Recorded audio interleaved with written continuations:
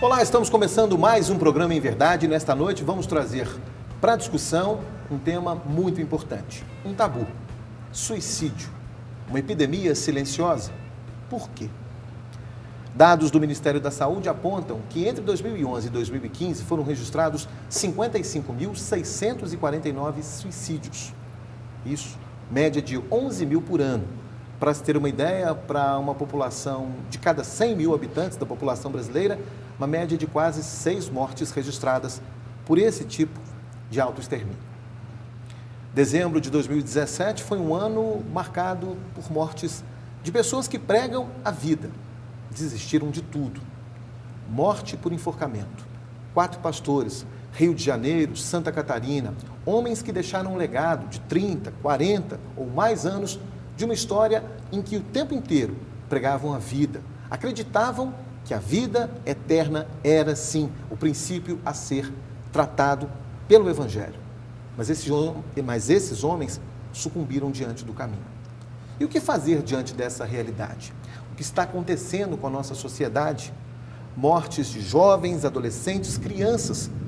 Gente que muitas vezes nem formou o próprio caráter, mas que de alguma forma foi influenciada e que está praticando o autoextermínio. No mundo, essa estatística é muito preocupante. A cada 4 segundos, isso mesmo que você ouviu, 4 segundos, 1, 2, 3, 4, uma pessoa tirou a própria vida. Mas o que podemos fazer? Como a igreja pode mudar essa realidade que é tratada ainda hoje como um tabu? Falar de suicídio? Não. Essa é uma questão para ser tratada de uma forma mais cautelosa. Despertar o suicídio, esse assunto pode desencadear em outras mortes. Então, em definitivo, vamos guardá-lo dentro da gaveta. Não. O Em Verdade quer trazer à tona essa discussão, quer sim discutir o tema e propor com ele alternativas. Por que as pessoas suicidam? Talvez as respostas sejam mais óbvias do que pareçam. Estão desistindo, a falta de fé estaria associado a essa desistência? Mas como a mesma fé pode, então, fazer com que essas pessoas comecem a repensar o valor da vida? As instituições existem, os chamados CVVs, Centros de Valorização da Vida, os CAPs, Centros de Apoio Psicossocial, tudo isso para que a vida possa falar mais alto. E esse é o tema que nós vamos tratar, à luz da Palavra de Deus, no programa Em Verdade, que está começando agora.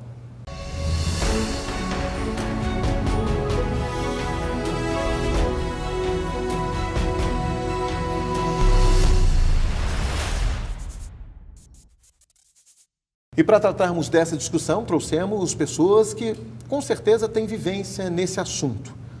O primeiro deles, seja bem-vindo, pastor Washington de Sá. Muito obrigado pela vinda a esse programa para tratar desse tema que é um tabu, não é, pastor? É um tabu. Agradeço você, sua presença. Participa aí, talvez alguém que você menos espere possa estar precisando da sua ajuda, da sua orientação. E esse tema aqui, essa discussão pode capacitar a introduzir alguém na temática que precise de socorro e talvez não tenha ninguém para poder socorrer, a não ser você, que perceba os gritos silenciosos de alguém que está adoecendo.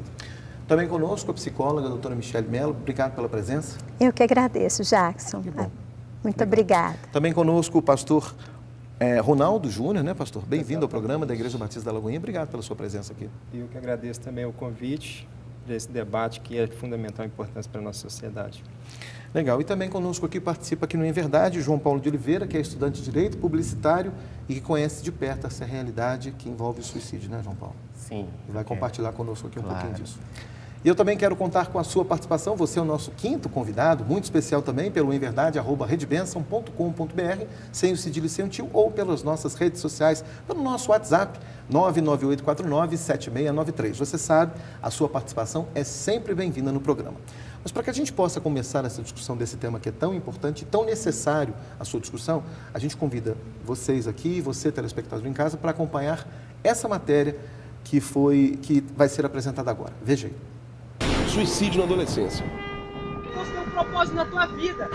Não, caralho. Cara, Por que tantos adolescentes querem se matar? Agora, será que realmente querem se matar? Ou estão gritando por socorro? Se você conhece alguém que vive esse drama, liga para ele agora, que ele não pode perder essa matéria. Quando que começou a entrar nessa sua cabeça o desejo de morrer? Tipo, perto dos meus 12 anos. Tipo, acho que eu completei 12 anos e já tinha mais ou menos alguma ideia, assim, de querer morrer, de que seria melhor se eu morresse. Você acredita que alguma coisa te influenciou para isso? Algum programa de TV, algum colega, alguma série, alguma coisa do tipo? Eu acho que foi a internet. Tipo, eu abria muitas comunidades suicidas e algo do tipo. E também a música, talvez. Que tipo de música você escutava? Eu ouvia muito rock, tipo, rock pesado. E eu ficava querendo, às vezes, até matar as pessoas. Você nunca percebeu nada desse tipo? Você acha que, talvez mesmo sem querer, teve negligência de perceber algumas coisas que já dava sinais e vocês, talvez na correria do dia a dia, ou por nunca imaginar que isso pudesse acontecer, não perceberam? Como eu disse, por ser cristãos e tudo, a gente não pensa que vai chegar a esse ponto. A tristeza, a angústia dele, a automutilação, a gente já vinha conversando, tentando que ele aceitasse a ajuda médica, ele não aceitava. Mas não chegar a esse ponto de suicídio, realmente a gente não imaginou que fosse capaz. O que aconteceu pra você tomar essa decisão? Foi tipo assim, eu comecei a me cortar, depois que eu fiz uns 12 anos, uns 6 meses mais pra frente, comecei a me cortar. Eu realmente acho que eu me cortava pra eliminar uma culpa de mim, sabe? Eu me castigar por eu estar fazendo isso comigo mesmo, sabe? É como se eu batesse em alguém por ela bater em outra pessoa, entendeu? Mas tem muitos adolescentes que vivem nessa cegueira como você viveu.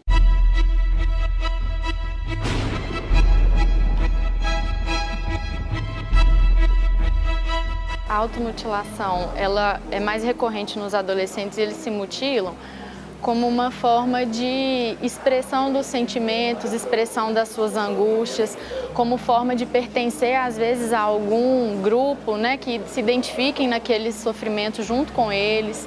Então, são várias nuances desse comportamento, mas geralmente é uma maneira de lidar com a própria angústia e é uma maneira não funcional de lidar com a angústia. Como a automutilação não é uma doença em si, ela pode aparecer de várias formas. Ela não é só o corte, por exemplo, ela pode ter várias outras formas, como a queimadura, a ingestão de alguns medicamentos, né? Então, os sintomas, os sinais, eles são muito variados. Mas os que a gente mais vê na prática clínica mesmo é a questão dos adolescentes que geralmente cobrem muito as partes do corpo, né? Usam blusa de frio, por exemplo, o tempo inteiro para cobrir as partes do corpo que estão machucadas. O isolamento social também é uma questão, né? Um sintoma que a gente pode ver assim, quando eles estão se automutilando. Um quadro mais depressivo, uma tristeza mais forte. Então, os sintomas são vários, assim, tem que manter uma observação maior no adolescente, no geral, né? No quadro dele, na personalidade, se há alguma mudança nele, assim, no geral. Quais seriam as dicas que você daria para que os pais pudessem ter um pouco mais de atenção? Você já deu a resposta, atenção. Porque quando nós temos atenção, Alex, você é pai. Quando você olha os seus filhos e observa, ele tem uma linha de comportamento padrão. A criança vem dentro de um padrão se desenvolvendo até a adolescência. E quando sai deste padrão, você observa que alguma coisa não está normal. Mudou o sono, mudou a alimentação, mudou o humor, mudou as amizades, está mais isolado. E aí você, então, por conhecer os seus filhos, brincar com eles, dialogar com eles, você vê que algo está errado.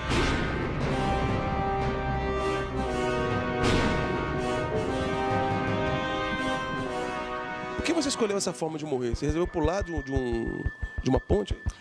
Era a forma mais fácil que tinha, porque eu não estava muito afim de beber desinfetante pra mim morrer. Aí tinha uma passarela perto da minha casa, aí eu fui lá e pulei dela. No momento que eu pulei, era como se tudo tivesse calmo, sabe? Era como se eu sentisse a brisa no meu rosto. Sério mesmo? Então, não era aquela coisa tensa, de medo, muito pelo contrário. Você se jogou, era um momento de calmaria. Sim. Mas no momento em que meu corpo tocou no chão, eu me arrependi completamente. Tipo, de tudo. Eu percebi que tudo era ilusionário, sabe? Você entende que existe algo espiritual nisso também, né? Assim, uma ilusão, e quando você cai na real, como se aquilo saísse ali? Sim, é como se Satanás estivesse colocando a gente dentro de uma pérola para insinuar que tudo é legal e divertido. Como foi descobrir que o seu filho, caçula, tinha tentado se matar? terrível. Não tem outra palavra para explicar isso. A gente estava dormindo, ele tinha fugido de casa e eu acordei com a polícia na minha porta, chamando que tinha acontecido algo com ele e que ele estava sendo encaminhado para o hospital. Qual foi o momento mais dramático para você nisso tudo?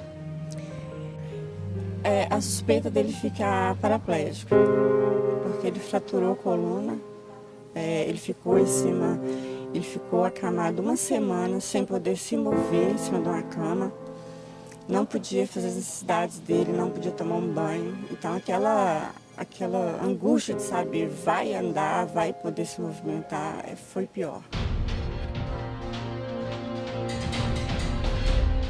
A questão de a gente ser cristão é isso aí, que a gente vai num pastor e o pastor fala assim, vamos orar. E às vezes tem que ter atitude, tem que ter ação, né?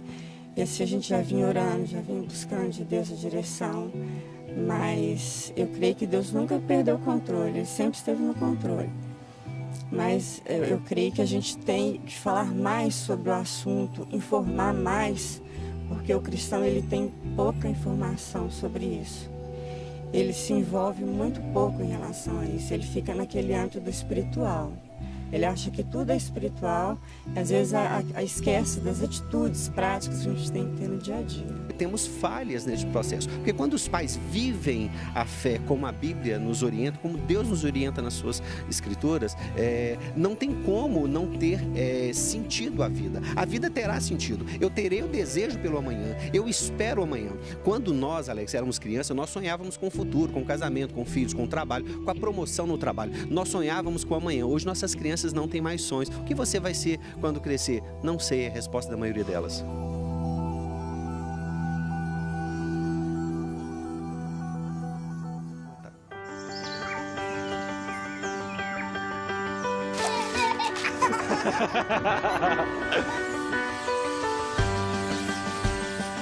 Com todo o cuidado que eu tive, se não fosse o Senhor, ele hoje não estaria aqui,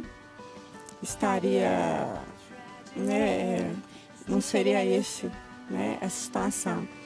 Glorifico a Deus o tempo todo pelo milagre, sabe, de chegar para Ele e falar assim, eu sou seu Deus. E esse é um Deus maravilhoso, que permitiu sim, mas permitiu Ele conhecer que existe um Deus poderoso, que é com Ele, que é conosco. Sei lá, eu sinto como se Deus estivesse do meu lado, sabe, fazendo carinho nos meus cabelos, sabe? Tipo, se Ele estivesse me ajudando e como se eu estivesse agradecendo Ele, sabe? Um sentimento eterno de gratidão com Ele. Mas é claro, a gente vai ser tentado, sim, a gente vai ter aquelas dúvidas, tipo, será que Deus existe? Será que o poder dele é tão assim como eles falam? Mas no final vai tudo ficar claro. Interessante como ele tem o tempo dele, né? A gente quer que ele age no nosso tempo, mas ele tem o tempo dele, e o tempo dele é melhor. Você entende isso? Sim, eu entendo. Um ano depois, cara, o que você teria a dizer para as pessoas que hoje estão vivendo exatamente isso, cara? Tem alguém nos assistindo, ou ao vivo, ou alguém mandou um link dessa matéria para alguém que está vivendo esse drama, que se corta, que quer se matar. Você viveu exatamente o que ele está vivendo hoje.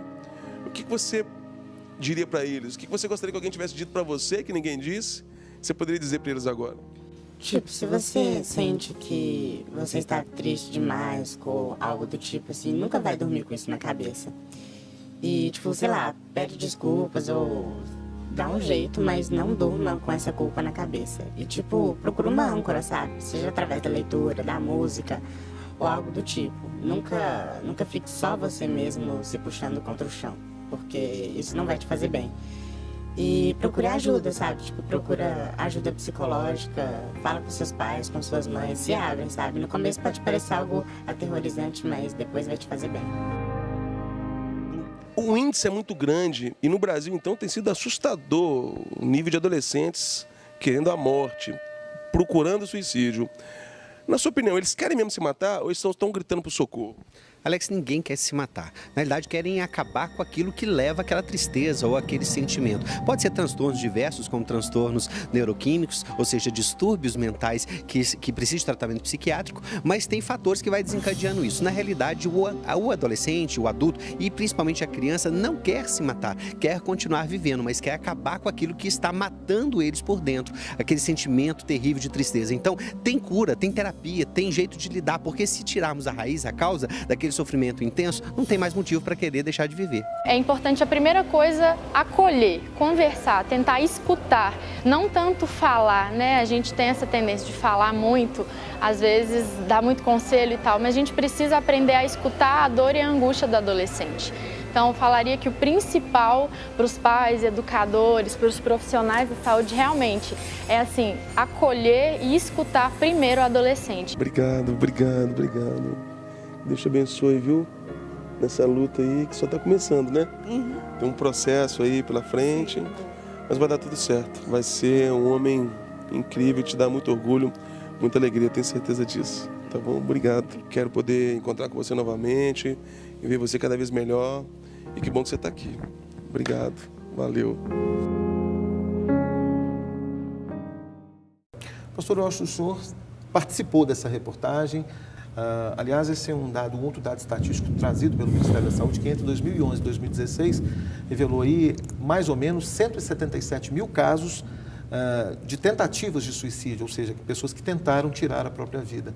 É uma situação muito preocupante, né? Muito preocupante, e é um tema que, infelizmente, cada dia mais a sociedade vai precisar abordá-lo, as igrejas, os grupos de apoio, porque tem aumentado de forma assim, assustadora a ideação suicida, as tentativas de suicídio e até a conclusão do suicídio, não só de adultos, que historicamente eram adultos, jovens, frustrações dessa etapa da vida, mas hoje crianças e adolescentes também têm aumentado muito, criança e adolescente procurando por informações nas redes sociais sobre como cometer suicídio.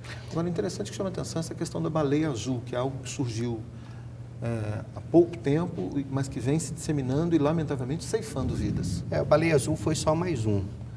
Eu já trabalhava com o tema jogos e autoextermínio, suicídios, massacres, homicídios e massacres já há quase 10 anos. Inclusive, trabalhei com parceria da Secretaria de Segurança Pública do Estado do Rio de Janeiro, num caso onde o Wellington Menezes de Oliveira, em Realengo, ele matou várias crianças, 13 crianças numa escola, depois ele comete suicídio. Então, como ele se desenvolveu, o que aconteceu com ele? Falamos também da questão de pastores, né, nos nossos dias. Esse caso da reportagem, especificamente esse garoto da reportagem, eu acolhi depois de uma tentativa de suicídio, por uma situação, para ele, muito forte, mas para outro, para um terapeuta, para um conselheiro, uma situação totalmente fácil, possível de ser resolvida.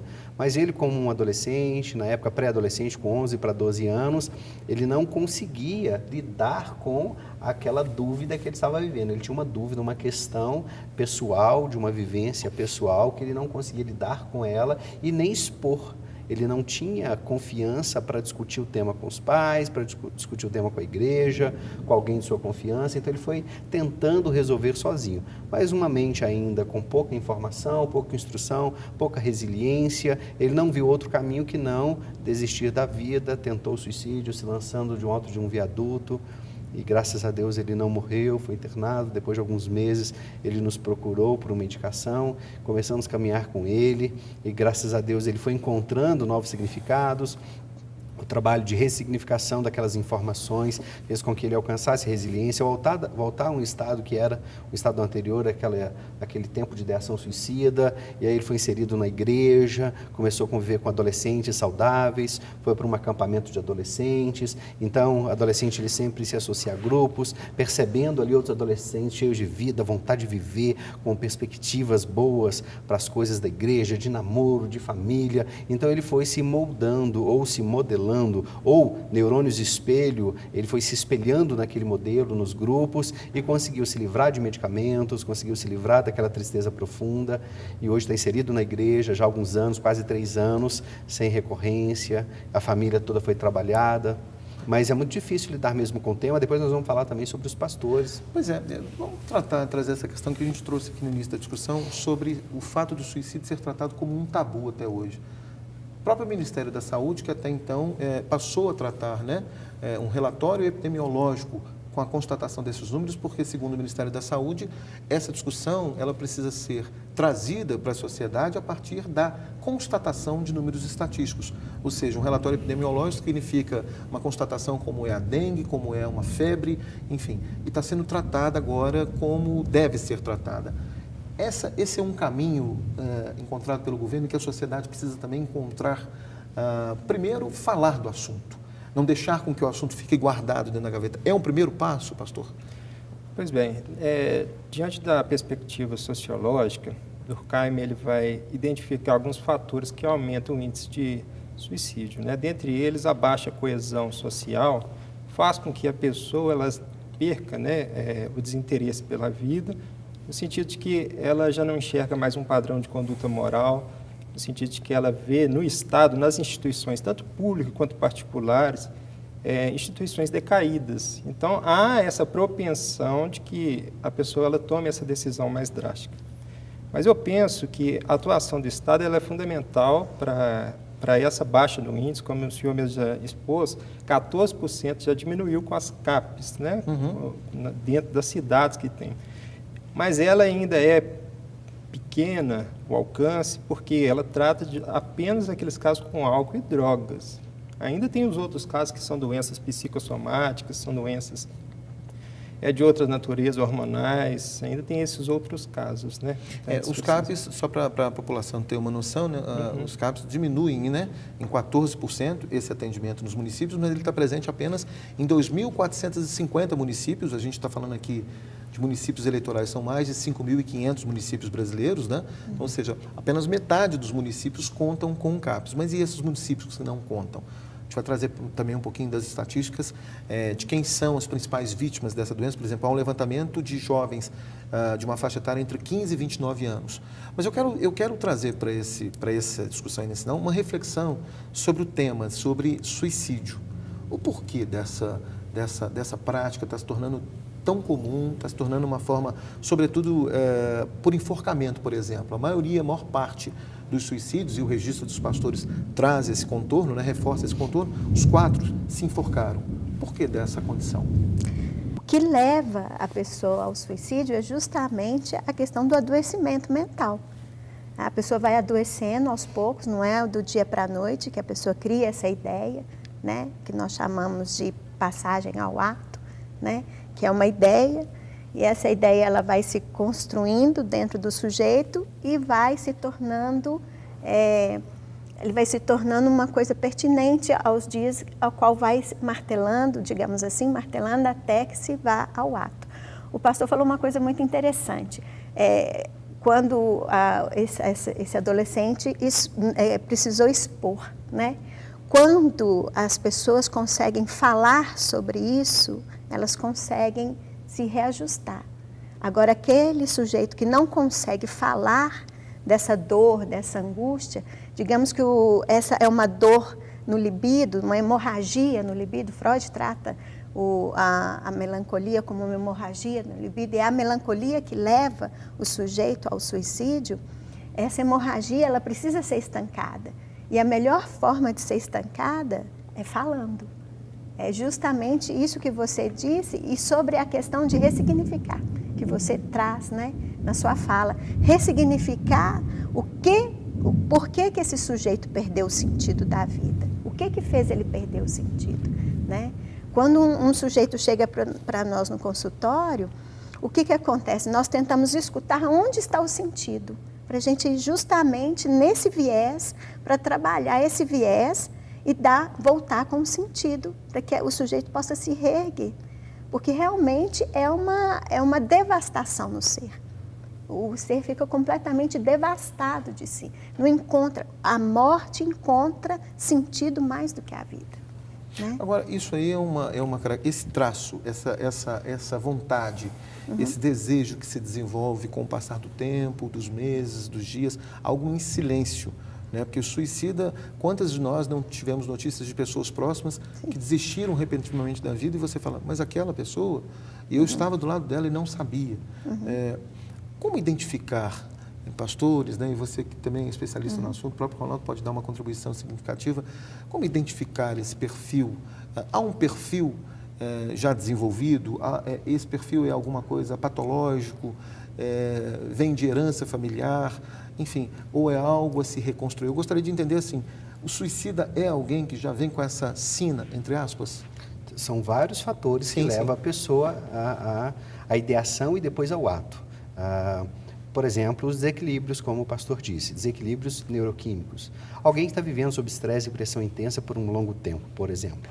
Então, essa pressão intensa, esse estresse, trabalho, outras pressões, finança, família, mudanças, aposentadoria. Muitas pessoas que vêm numa rotina de vida contínua aí de 30, 40 anos numa rotina, de repente ele perde essa rotina, ele perde a existência. Alguém que está lutando ali para uma formação, direito, por exemplo, já tive que trabalhar com muitas pessoas que, estudando direito, quando conclui, passa, tira a OAB, perdeu o significado da vida. Não tenho mais o estudo, aquilo que me garantia a minha existência, agora tenho que me reinventar. Daí surgem doenças, talvez com predisposição, como bipolaridade, entre outros. Isso vai agravando o dano dos neurotransmissores, da parte de bem-estar, de motivos. Psíquica, né? E esse desequilíbrio pode, continuado, como ela disse, esse vício, essa pessoa que não consegue falar, procurar ajuda, ele sim pode se agravar, porque falar de um assunto que é inquietante, que é doloroso, que é incapacitante, alguns são incapacitantes, todas as vezes que nós falamos, há uma mudança física e química na estrutura do cérebro. E aí, de sensibilização com aquele tema, ou seja, nos tornamos menos sensíveis, menos sujeitos ao dano do sofrimento. Isso gera em nós resiliência, nós conseguimos nos fortalecer e lidar com aquilo. Mas precisamos, essa palavra que foi dita aqui, ressignificar, mudar o significado. Qual o significado tem para aquela pessoa, aquele motivo que ela pensa no autoextermínio, na ideação suicida, porque tem um motivo. A pessoa não quer morrer, ela quer matar aquilo que está entristecendo, salvo aquele descontrole mental, ou seja, mudança na estrutura química do cérebro, a pessoa está sem controle, sem domínio de si, vai lá e fez um ato, teve um surto e etc.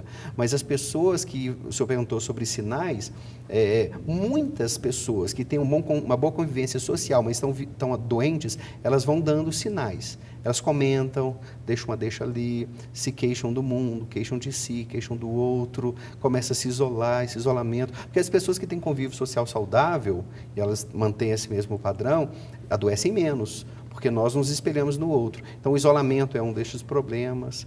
Então, são vários fatores. A mudança de comportamento, né? É importante a gente prestar atenção na mudança de comportamento, que às vezes é sutil. Uma fala numa brincadeira. Ou alguma coisa assim. Eu tive um amigo que, infelizmente, conversando com ele, mantendo contato contínuo, a esposa assumiu um outro relacionamento e estava grávida. Quando ela contou para ele que já estava num outro relacionamento, num adultério ainda grávido, ele não conseguiu superar isso. Ele não conseguiu ouvir. Ele foi e se enforcou.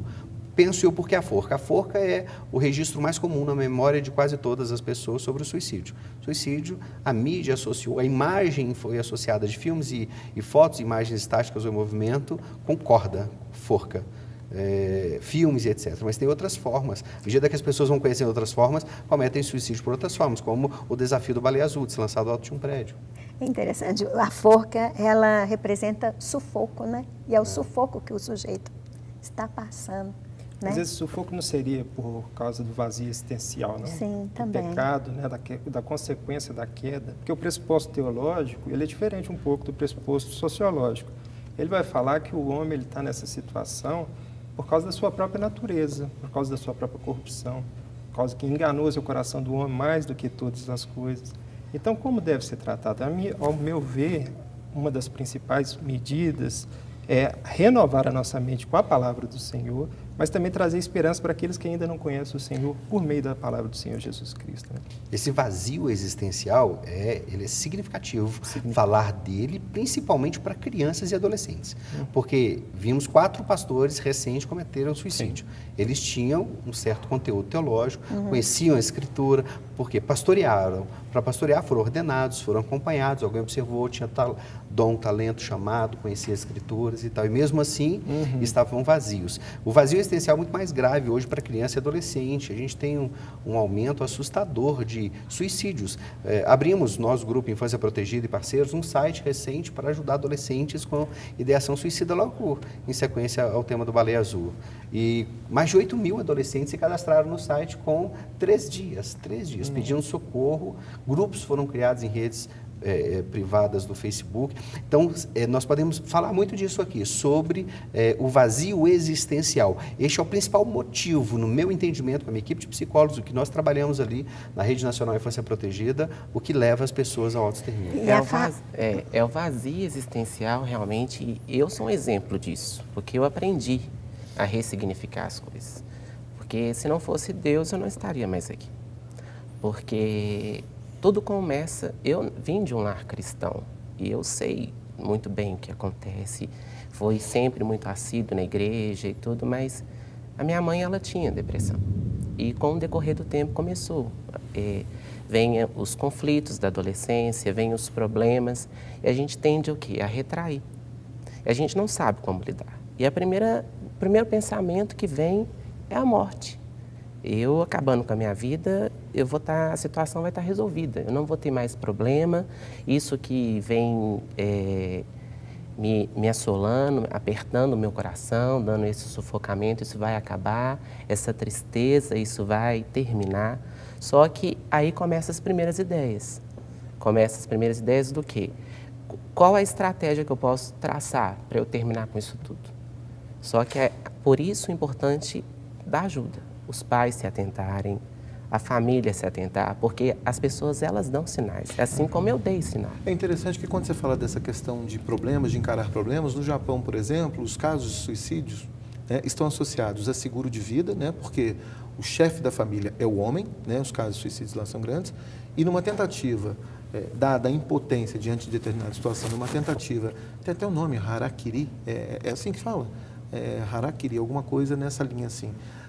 Essa prática de suicida, de suicídio, exatamente numa tentativa de proporcionar a alguém um bem-estar. Então, acredita-se que eu tirando a minha vida, eu vou proporcionar à minha família, como um seguro de vida, o bem que eu, enquanto chefe da família, não pude proporcionar, ou seja, a minha morte como solução para o outro. É a única alternativa que se acha. Como é que vocês veem isso? Mas tem um lado da vingança também, né? Sim. No caso, nossa cultura, Brasil especialmente, principalmente pelos registros e cartas, a maioria das pessoas, elas tiram a vida para poder fazer alguém sofrer o dano. Ela imagina que essa pessoa vai sofrer porque fez isso por mim, porque não me entendeu, porque me traiu, porque me demitiu, porque... Então, uma boa parte do suicídio de adultos no Brasil é para entristecer outro. Agora ele está dizendo sobre, esqueci seu nome, perdão. João Paulo. O João Paulo estava dizendo sobre esse vazio. Quando não temos entendimento e resposta, a gente não vê a solução, como fica a vida? Como eu vou viver o amanhã se eu não estou conseguindo viver o hoje? Eu não entendo, não compreendo, eu não vejo saída, eu não vejo alívio, isso está contínuo na minha vida, essa tristeza não passa, esse sofrimento só aumenta. Viver assim, viver o amanhã assim, para quê? Não tem motivo. Então precisamos conseguir mudar essa linha de pensamento, esse vício de pensamento, quando não temos a resposta. E eu não lembro as idades, mas quanto mais novo, menos capacidade de buscar na sua memória informações, porque nós vamos acumulando ao longo da nossa existência informações com tudo que vivemos. E essas informações, elas são repetidas vezes acessadas de forma inconsciente, porque 95% dos processos mentais são inconscientes, e vai trazendo compreensão, entendimento, a gente vai lidando com as dificuldades, diversidades, sabendo até onde procurar ajuda e como procurar. Quando não sabemos, quando não vemos solução, é desesperador. Há uma outra situação, eu passei recente uma situação, há pouco mais de um ano, de um estresse que gerou uma ansiedade generalizada, transtorno de ansiedade generalizado, e desencadeou o quadro de pânico, que eu não conhecia, só conhecia de estudar, de atender outras pessoas, mas não de sentir. É terrível para uma pessoa quando você está com desequilíbrio neuroquímico e você não tem o controle daquilo, e eu achei que estava infartando e não era. Era um quadro de pânico, mas eu não sabia identificar, pensei que era um infarto. Fui para o hospital. No hospital, na triagem, também acreditaram que eu estava infartando, já me mandaram para a emergência. Ali na emergência, nos primeiros socorros, viu que o coração estava bem, a saturação estava boa. E aí eu disse para o médico, para a junta médica, sem conseguir respirar direito, estou tendo pânico. acredito. Era um quadro de pânico. E o quadro de pânico, ele é terrível. A pessoa fica sem controle. Você não consegue controlar. A dor na perna, qualquer outra doença, o seu cérebro continua controlando. Mas quando você está com pânico, no meu caso era o medo da dor no estômago, porque doeu, afetou o sistema gástrico. E é interessante que isso que o senhor está falando está alinhado com uma informação da Organização Mundial da Saúde. Eu pesquisei e diz o seguinte: o Brasil é o país campeão mundial de transtorno de ansiedade, somos o 5º em número de pessoas com depressão, o que significa aproximadamente 11 milhões e meio de brasileiros. E a gente vai tratar desse tema. Talvez seja essa a principal causa de suicídios no país também. Será que é por aí que a coisa caminha? Né? Enfim, nós vamos para o rápido intervalo e na volta a gente vai retomar a discussão sobre esse tema que é tão importante, suicídio. Não saia daí, o Em Verdade volta em instantes.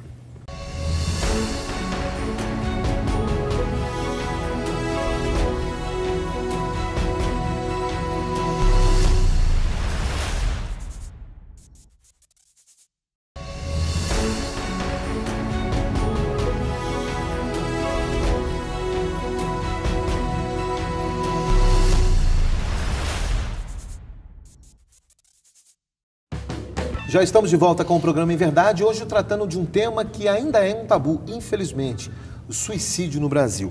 Deixa eu registrar aqui algumas participações feitas pelo Em Verdade, @redebenção.com.br, sem o cedilha e sem o tio. Está aqui a Mônica Dias dizendo o seguinte: gente, o suicídio vem de doenças psiquiátricas e não da falta da conversão. O mundo tem tornado as pessoas cada vez mais indiferentes ao sofrimento humano e nas igrejas não é diferente, segundo a Mônica. Já vivenciei mais de uma vez pastores e pastoras falando das suas ovelhas que estavam em tal situação por causa de seus pecados. Tantas vezes vi filhos que internam seus pais por causa desses tipos de doença. Fácil é falar, o difícil é ser cristão capaz de usar os ensinamentos bíblicos para enfrentar tudo isso. O cristianismo está cada dia mais doente, tal como os doentes psiquiátricos. João Paulo, no último bloco a gente conversou um pouco e você foi alguém que vivenciou de perto Sim. essa experiência. E você vem de uma família cristã. Fala um pouco desse relato da sua história, assim, de vida. Então, na verdade, tudo começa diante dos problemas que são apresentados, igual a minha mãe, ela teve depressão. Isso. E eu presenciei muitos quadros depressivos dela. Eu fui crescendo observando. E ela era muito ligada a mim, e eu também a ela. Ela, como sempre apresentando o choro, o desânimo, e eu tentando passar força para ela. Tanto é que quando ela ia dormir, eu ia para o meu quarto chorar. E eu na minha fase de crescimento. Entendeu? E com isso o tempo foi passando e os meus problemas foram surgindo, os meus conflitos foram aparecendo. Você é filho de pastor? Também. E é uma situação até meio... E eu não sabia como lidar, porque como que eu chego às vezes para o meu pai e falo isso? Como que eu chego para os meus irmãos da igreja e falo isso? Eu me retraía muito, por completo. Eu ia... Tanto é que eu achava que eu não era digno nem da bênção de Deus, porque tanto é que eu achava que de eu ter esse pensamento de querer morrer, eu não precisava nem ir na igreja mais.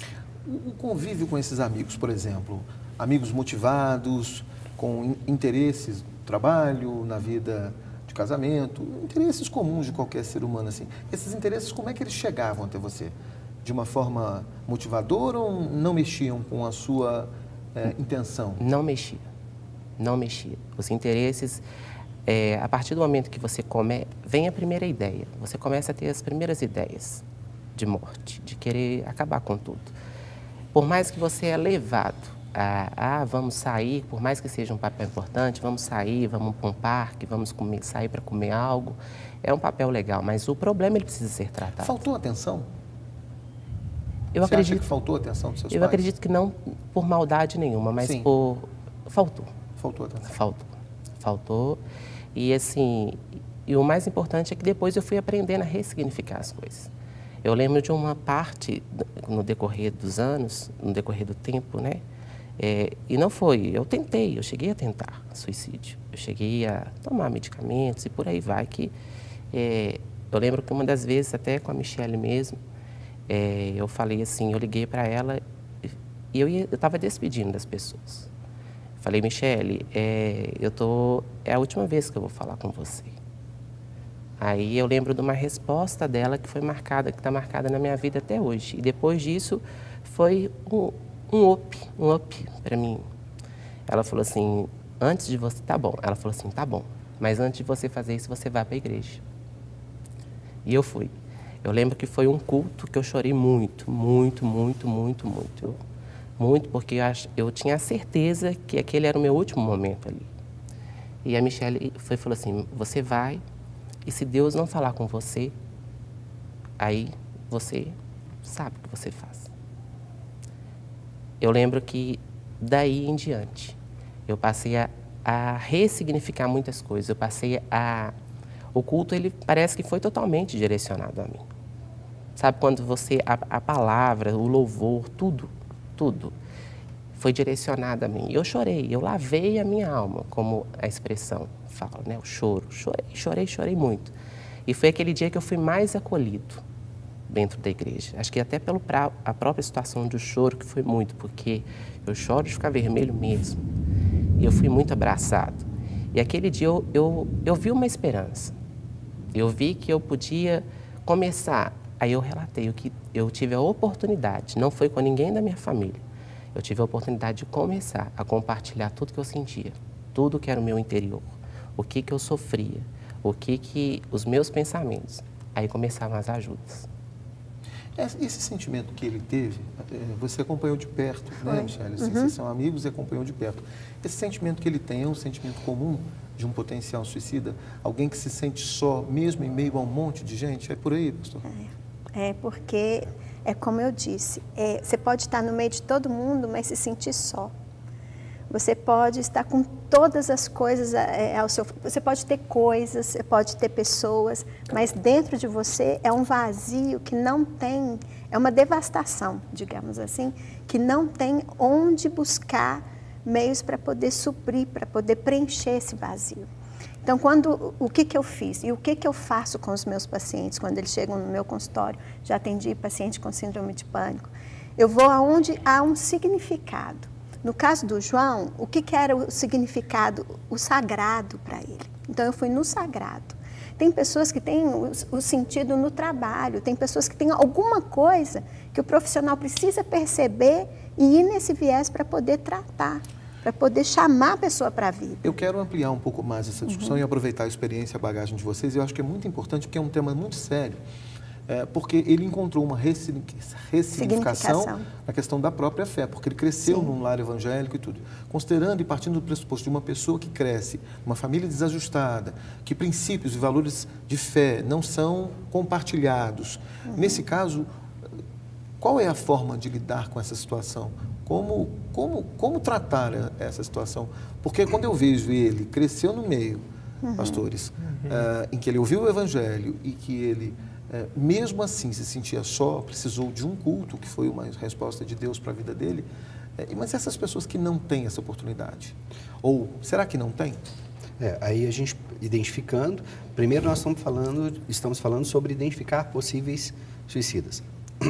Se você fala do mundo islâmico, por exemplo, o motivo de suicídio deles é a vida eterna, ou seja, o paraíso. Os kamikazes, por exemplo, entendiam que a questão do suicídio era então, entendendo, qual a motivação? É uma crise aguda?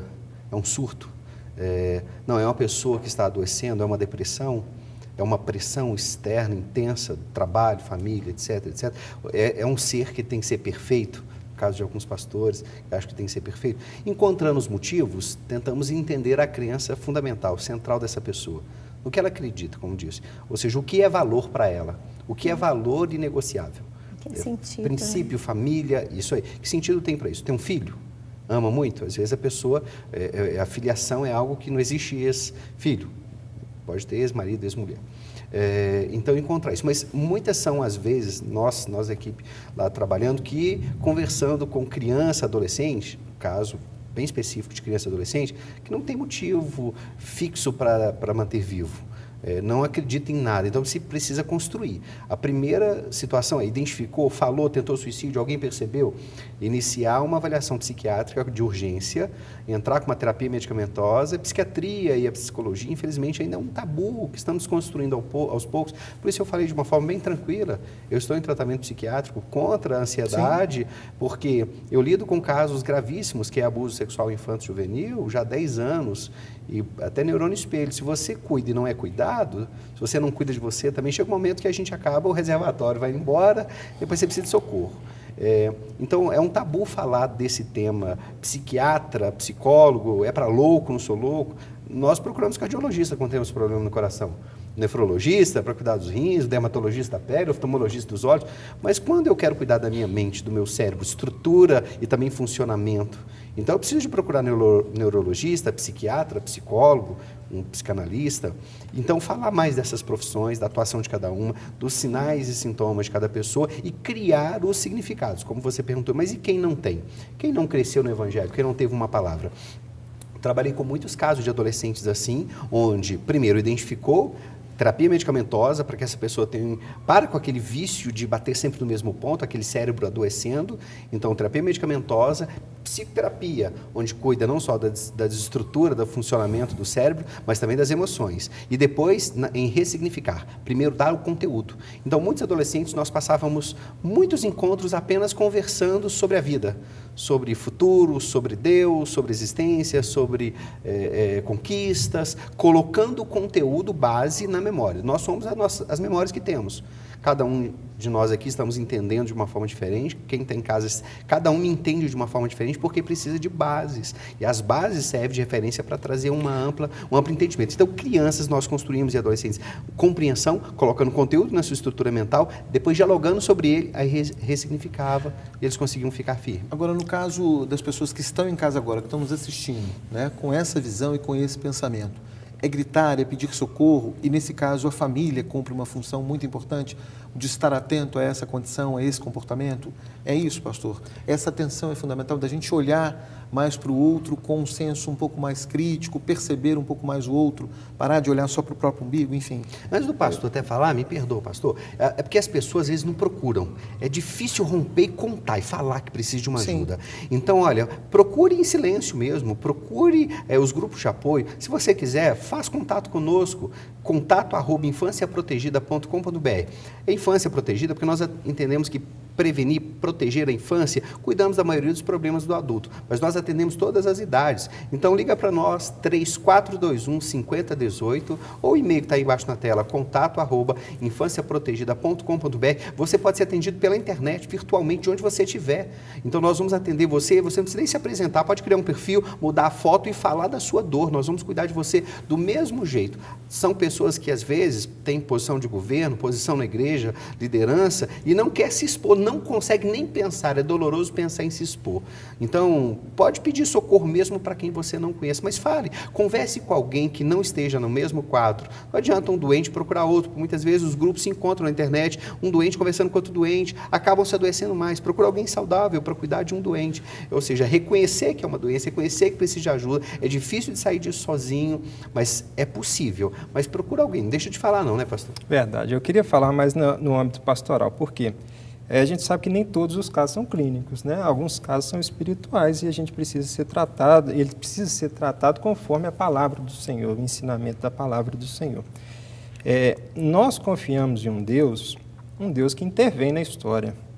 É um Deus onipotente, é onipresente, mas o mais maravilhoso disso tudo é que Ele está no nosso quarto à noite, colhendo as nossas lágrimas, Ele está nas nossas limitações, Ele está vendo, Ele está trabalhando em nosso favor. Então, essa é a esperança que nós temos que passar, tanto para aqueles que ainda não tiveram um contato com a palavra do Senhor, quanto com a renovação da mente diária do cristão.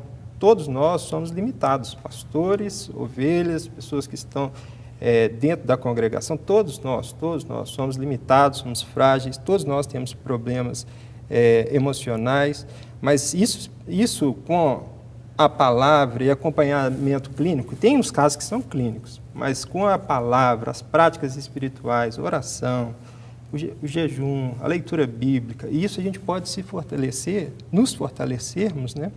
E fazer com que a gente consiga desfazer desses laços de morte, esses laços que Satanás, ou até mesmo a própria inclinação do homem pode conduzir ele. É interessante notar que quando o assunto é bom e o tema é importante ser tratado, o tempo voa, gente. Nós vamos para mais um intervalo e, na volta, vamos para o último bloco. No último bloco, nós vamos fazer considerações finais, vamos falar um pouco mais dessa situação do suicídio e também falar dos trabalhos que são feitos, os chamados Centros de Valorização de Vida e outros mecanismos que estão à disposição, mãos que estão estendidas para que essa situação não ocorra. A gente volta em instantes.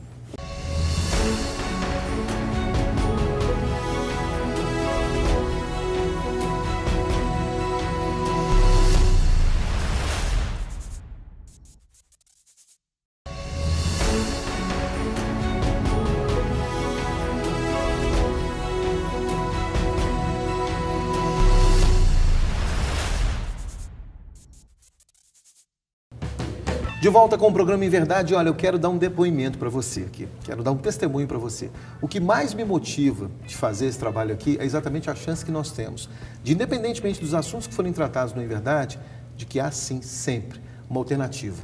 Há sempre uma proposição positiva para a sua vida. E essa é a nossa proposta de trabalhar, sempre numa visão de construção, de solidificação de princípios, de valores, porque essa é a razão da existência desse tema, desse programa.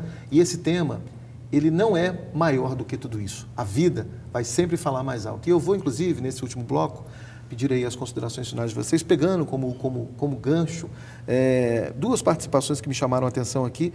Uma delas é do Tico Júnior, que diz assim: o Senhor Jesus disse: aprendei de mim, que sou manso e humilde de coração, e achareis descanso para as vossas almas. Acredito que esse conselho do nosso Senhor é o melhor remédio para a ansiedade, que tanto faz mal para as nossas almas, que tem levado, por consequência, muita gente ao suicídio. E um outro aqui, do Rômulo Nunes, que diz assim: um excelente tema, creio que a vontade de nosso Deus é que tenhamos vida, e vida com abundância.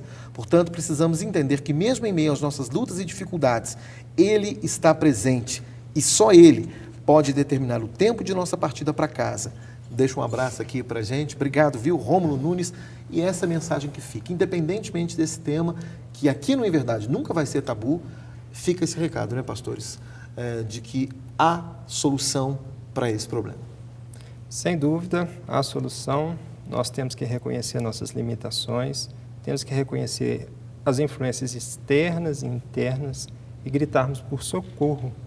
Nós sabemos que o Senhor Jesus, Ele nos acolhe, Ele nos socorre, Ele trabalha em nossa vida, Ele nos ressignifica, e através dEle, através da obra que Ele fez na cruz, Ele pode nos dar um novo sentido não somente de vida, mas da construção toda do nosso caráter, da recuperação da nossa dignidade moral.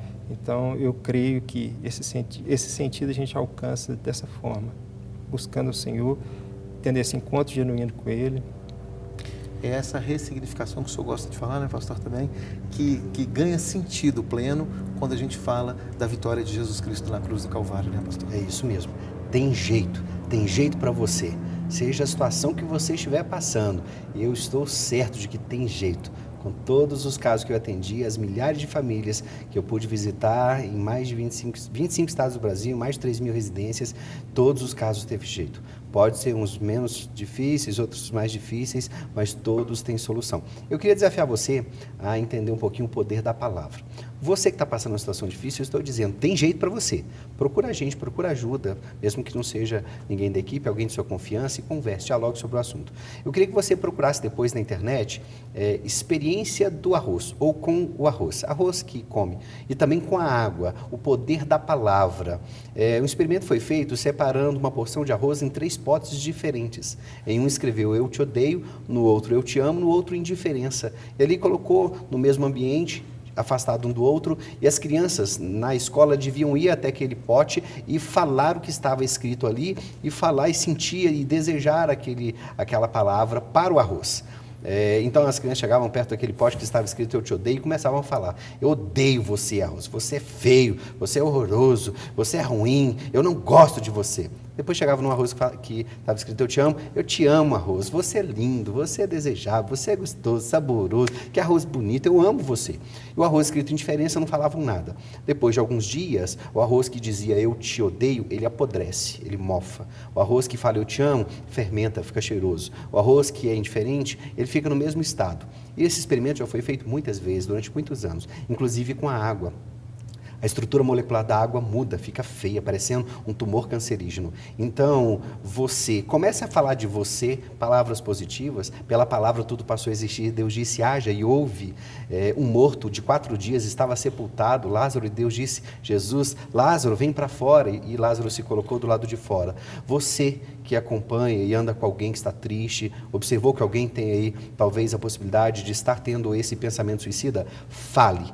Aqui a psicóloga falou, vá à igreja, ou seja, as palavras têm significado. Fale para as pessoas, fale do valor das pessoas. Elogie mais, critique menos. Olhe nos olhos e fale aquilo que a pessoa tem de bem ou de bom, ou aquilo que você pode desenvolver nas pessoas, porque a palavra tem poder e a palavra pode sim trazer vida àquele que está morto. E Jesus é a palavra de Deus que se fez carne, habitou no nosso meio e serviu de exemplo. Então possamos falar as palavras certas e falar da palavra também para as pessoas. Que bonito, né? Bonito e verdadeiro, doutora bom, Michele. Verdade. Suas considerações finais. Bem, eu quero passar uma ideia o seguinte, nós somos todos seres incompletos, né? E nós estamos vendo uma sociedade onde a família está passando por muitas transformações. Se a família é a base da sociedade, a sociedade não está indo muito bem, porque as famílias não estão indo muito bem. Então, é preciso resgatar algumas coisas, ressignificar outras dentro da família. E uma das coisas é o amor, o acolhimento e os limites. Nós precisamos pensar sobre isso. Amor, acolher e dar limites. E como seres incompletos que somos, a única pessoa que nos completa é realmente o Senhor Jesus. Não existe outra pessoa que possa completar o ser humano como Ele completa. Agora, a psicóloga vai deixar um pouquinho de lado a psicologia e vai falar de uma crença. No meu caso, eu fui aonde o João precisava. Eu fui no sagrado dele, né, para poder trazê-lo de volta, né? Então, que as pessoas comecem a buscar sentido, que as pessoas comecem a buscar realmente um relacionamento mais profundo com Deus e que tenha mais, traga mais sentido de valores que possam sustentar essa vida, né, fazendo uma bela vida, porque quem faz valer a pena somos nós, né? Somos nós que fazemos a nossa vida valer a pena, né? Então, que as pessoas comecem a olhar e trocar os óculos do pessimismo, da derrota, da morte, para um óculos da vida, né? Da esperança. Quer deixar um telefone de contato? É 98840-1573. Ok. E por falar em valer a vida, valer a pena a vida, né? Uhum. Faz valer a pena estar aqui nesse programa Em Verdade, quando eu vejo um depoimento como o seu, de restauração, de novidade de vida, de que é possível vencer essa tendência tão ruim e que ceifa vidas e famílias. Que bom que você está aqui. Sim, e a mensagem que eu tenho para deixar é que Deus pode restaurar. Eu deixo essa mensagem para as pessoas que estão nos assistindo, que eu sou um exemplo disso. E Deus, Ele mudou, Ele reconstruiu, Ele ressignificou. Para você que está em casa, que está achando que não tem jeito, que você está no fundo do poço, que a sua vida acabou, que você está aí na sua cama ou no seu sofá, que já chorou a noite inteira, ou vai ser apenas mais uma noite de sono, sem sono, na verdade. Procure acolhimento, procure pessoas que vão te ajudar, procure uma igreja. Mesmo que as pessoas te perguntam, como que você está? Na verdade, a vontade que a gente tem de falar é, eu não estou bem. Fale que você não está bem e chore, fale. Eu achei ajuda nisso. Eu estava pronto para dar eu dei o meu último telefonema, mas eu fui para a igreja e lá eu chorei, fui acolhido e a partir disso recebi ajuda e estou aí, pronto para ajudar vocês, pronto para ajudar outras pessoas, porque assim é o que Jesus faz. E como a Bíblia diz, honrar a quem honra, a gente termina esse programa e eu queria prestar aqui uma homenagem a profissionais que eu tive a chance, a grata alegria como jornalista e como repórter de conviver de perto e conhecer o trabalho desses profissionais do Centro de Valorização da Vida, que são pessoas que estão tem uma bagagem, uma história de vida linda, gente que está disposta, que abre mão de tempo, que abre mão, às vezes, da própria vida para estar ali em favor da vida de quem está pensando em tirar a própria vida, né? Interessante dizer isso. Então, eu queria aqui prestar a minha homenagem a esses profissionais do Centro de Valorização da Vida, também aos profissionais dos Centros de Apoio Psicossocial, né? Que essas pessoas nos sirvam de inspiração, mas que a nossa inspiração maior, além desses bons exemplos que a gente tem na sociedade, seja o próprio Deus, que deu seu Filho, Jesus, para morrer na cruz, em favor de toda uma humanidade, em favor da minha vida e da sua vida. Lembre-se, Deus não desiste de você, Ele é o Deus dos recomeços. Que Deus abençoe a sua vida ricamente, em nome de Jesus, e que você viva, seja transformado, curado, restaurado, e que essa história de autoextermínio seja extirpada de vez da sua vida. Eu te abençoo em nome de Jesus e agradeço a sua companhia. Até o nosso próximo programa.